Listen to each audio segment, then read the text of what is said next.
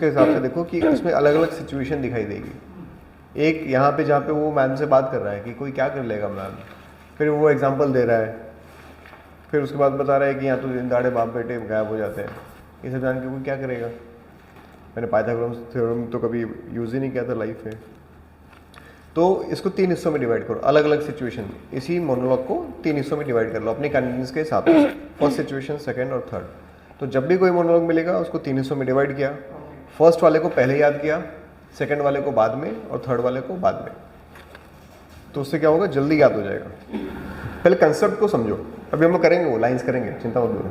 वो रख दो, ये रजिस्टर रख दो, सागर रजिस्टर रख दो। हिंदी में ट्रांसलेट करके दिया है, क्यों? रजिस्टर में लिखा है, उच्चारण के लिए थोड़ा प्रॉब्लम होता है। अच्छा, नहीं, लेकिन अभी आप दोनों में कर रहा हूं, अभी आपको हैबिट इसी में बनानी पड़ेगी। हाँ, वो हिंदी में लिखने की कोशिश भी मत करो, आप शुरू से इसी की प्रैक्टिस रखो, क्योंकि आप कहीं पे भी जाओगे ना, हर सेट पे, हर प्रोडक्शन हाउस आपको ऐसे ही देगा, आपके पास इतना टाइम ही नहीं होगा उसको हिंदी में लिखने का या ट्रांसलेट करने का। तो शुरू से ही हैबिट इसी की बनाओ। और अगर आपको कोई वर्ड ऐसा लग रहा है तो साइड में लिख लो, आप कॉमा कॉमा करके वो करके साइड में यहाँ पे स्क्रिप्ट पे लिख लो। अभी से स्क्रिप्ट पे काम करने की आदत डालो, नहीं तो क्या होगा कि ये आपको एक बार आदत पड़ गई ना, बैग में डाल दो उसको, कोई ज़रूरत नहीं है। अगर उसकी आदत पड़ गई तो फिर फंस जाओगे शूटिंग सेट पे, क्योंकि हर जगह आपको ऐसे ही मिलेगा, ऑडिशंस के लिए भी, शूटिंग के लिए भी, सब जगह आपको ऐसे ही मिलने वाला है। इसलिए सारे स्क्रिप्ट आपको यहाँ पे ऐसे ही मिलेगी। क्या करना है, 3 हिस्सों में डिवाइड करना है। पहला हिस्सा पहला पढ़ना है, उसको याद करना है, फिर दूसरा हिस्सा याद करना है, फिर पहला और दूसरा बिना अटके बोलना है, अच्छे से बोलना है। अगर बिना अटके बोल पा रहे हो तो तीसरा हिस्सा याद करो, और फिर पहला दूसरा तीसरा एक साथ बोलो बिना अटके, और लगातार बोलने की कोशिश करो, 2 बार 3 बार 4 बार बिना अटके अगर बोल पा रहे हो तो उसका मतलब आपको याद हो रहा है। उसके बाद कैमरा ऑन करो और फिर उसके सामने वीडियो बनाओ, और 2-3 वीडियो बनाओ। उसमें से जो बेस्ट लग रहा है उस वीडियो को निकालो, अपने यूट्यूब चैनल पे अपलोड करो और उसका लिंक ग्रुप में डालो, जिस ग्रुप में आपको मैंने ऐड किया है, ऑफलाइन वाला जो ग्रुप है। और वो वीडियोस आपकी डेली आनी चाहिए। तो जैसे कल तो पहला दिन था, अब से आपको जो भी मोनोलॉग मिलेगा, आज मैं जो भी मोनोलॉग दूंगा वो आपको घर पे यही करना है। पहले उसको 3-4 बार पढ़ना है, फिर उसको 3 हिस्सों में डिवाइड करना है, पहला पार्ट, दूसरा पार्ट, तीसरा पार्ट। पहला पार्ट पहले याद करो, जब याद हो जाए तब दूसरा पार्ट याद करो। पूरा एक साथ याद करने की कोशिश मत करो, आपका टाइम भी वेस्ट होगा, काम भी जल्दी नहीं होगा और आप अटकते रहोगे, फिर आप फ्रस्ट्रेट हो जाओगे। फर्स्ट पार्ट पहले याद करो, जब याद हो जाए तब दूसरे पार्ट को छुओ, उसको याद करो, और फिर पहला और दूसरा बिना अटके बोलने की कोशिश करो 3-4 बार। अगर बिना अटके बोल पा रहे हो तब तीसरे पार्ट पे जाओ, और फिर पहला दूसरा और तीसरा तीनों एक साथ याद करो और एक साथ बोलो। और जब याद हो जाए 3-4 बार पढ़ो उसको, बिना देखे बोलो, बिना अटके अगर बोल पा रहे हो तब कैमरा ऑन करो और रिकॉर्डिंग करो। और एक बार रिकॉर्डिंग करके वही वीडियो बना के भेज दिया, ऐसा नहीं, 2-3 बार उसकी वीडियो बनाओ, उसमें से जो सबसे बेस्ट टेक लगेगा वो वीडियो उठाओ, यूट्यूब चैनल पे अपलोड करो। उसको चाहो तो पब्लिक भी कर सकते हो, प्राइवेट कर सकते हो, जैसे ही आपको। प्राइवेट नहीं करना, अनलिस्टेड कर देना ताकि हम लोग देख पाए, और उसका लिंक ग्रुप में शेयर कर दो। ये आपको करना है जब तक आपकी क्लासेस चल रही हैं, तब तक रेगुलर बेसिस पे करना है। एक भी दिन मिस नहीं होना चाहिए, कभी भी ऐसा नहीं होना चाहिए कि आज हमने वीडियोज़ नहीं बनाई घर पे।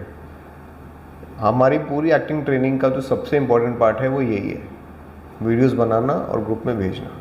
अगर आप ये एक दिन मिस कर रहे हो तो आप सोचो 4 दिन आप पीछे चले गए। अगर आपने एक दिन मिस किया तो आपने ट्रेनिंग का 4 दिन लॉस कर दिया। तब तक 4 महीने आपकी ट्रेनिंग चलती रहेगी, तब तक हर दिन बिना भूले बिना अटके आपको डेली वीडियोस भेजते जाना है जितने होंगे। अभी तो 1-2 वीडियोस मिल रहे हैं, जब आपकी तैयारी हो जाएगी, आप आगे बढ़ जाओगे तो पीछे 4-4, 5-5, 6-6 वीडियोस मिलेंगे एक साथ। डेली बेसिस पे बनाते जाना है। जितना मैक्सिमम वीडियोस बनाओगे उतना जल्दी आप ट्रेनिंग अपनी कंप्लीट कर पाओगे, उतने अच्छे आप एक्टर बन के निकलोगे। और जितना वीडियो बनाने से भागोगे, अपने आप को पीछे खींचोगे, है ना, वो लेजीनेस दिखाओगे कि नहीं बन रही है वीडियो, ऐसे हो रहा है, ये हो रहा है, उतना आप पीछे चले जाओगे। मैक्सिमम वीडियोस बनाने, जहाँ कहीं भी हो एक छोटा सा कोना ले लो, कैमरा लगाओ, ऐसे सेटअप चालू हो जाओ। हो सकता है ना, इशू तो नहीं है कोई वीडियो बनाने में। ये सबसे इंपॉर्टेंट पार्ट है ट्रेनिंग का। बाकी आप क्लास में आ रहे हो, सीख रहे हो, इसका इम्पैक्ट 10 गुना तब बढ़ेगा जब आप घर से प्रैक्टिस करके वीडियो बना के भेजोगे मुझे, तो इसका 10 गुना इम्पैक्ट होगा। अदरवाइज़ क्या होगा, आप घर पे प्रैक्टिस नहीं करोगे, यहाँ की सीखोगे, फिर जाओगे ब्लैंक हो जाओगे, फिर आओगे अगले दिन कुछ करोगे, समझ नहीं आएगा, या सीखोगे घर जाके फिर भूल जाओगे, ब्लैंक हो जाओगे, फिर वापस आओगे, यानी पिछला जो हमने किया सब 0-0 होता चला जाएगा। आगे आगे तो बढ़ोगे लेकिन पीछे का सब 0 0 0 0 होते चले जाएगा। तो फ़ायदा नहीं है ऐसी ट्रेनिंग का। ट्रेनिंग तब सक्सेसफुल है जब आप घर पे इस छोटे से टास्क को पूरा करते हो। इसके अलावा ब्रीदिंग एक्सरसाइज है, फेस एक्सप्रेशन एक्सरसाइज है और भी कई सारे एक्सरसाइज दूंगा, वो टाइम मिले तो करते चले जाओ।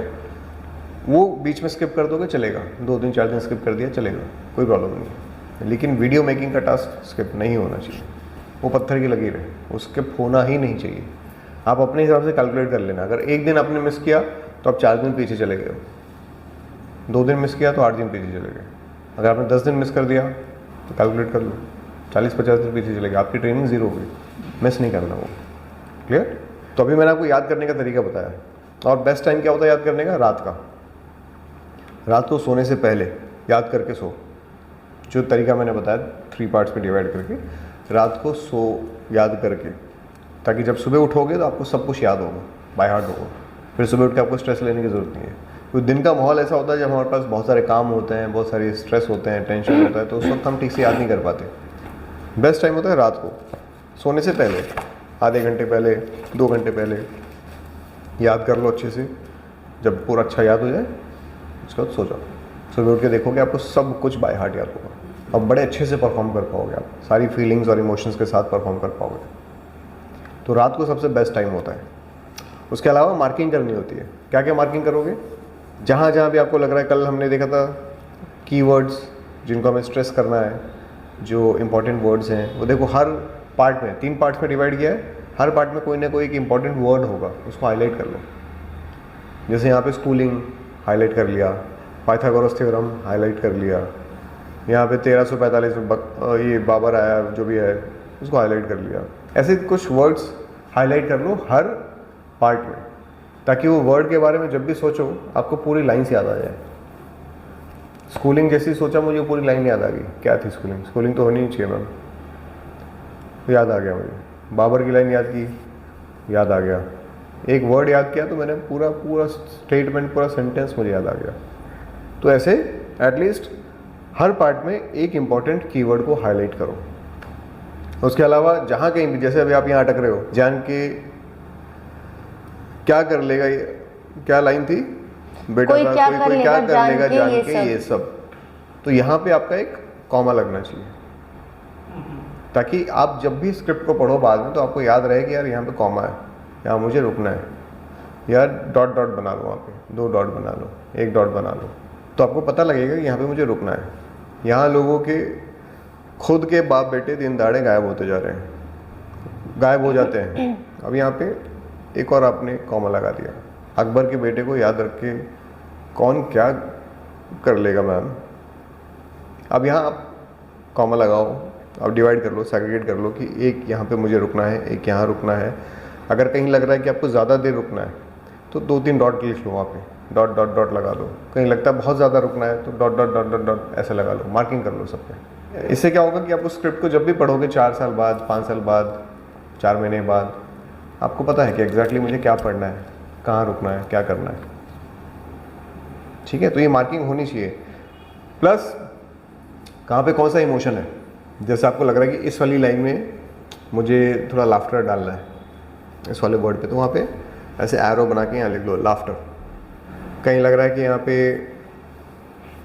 एंगर है तो ऐसे मैंने यहाँ पे एरो बनाया एंगर, तो मुझे इमोशन भी याद रहेगा कि इस वाले वर्ड पे, इस वाली लाइन में यहाँ पर एंगर है, यहाँ पर लाफ्टर है, यहाँ पर सैड इमोशन है, वो भी लिख दिया मैंने।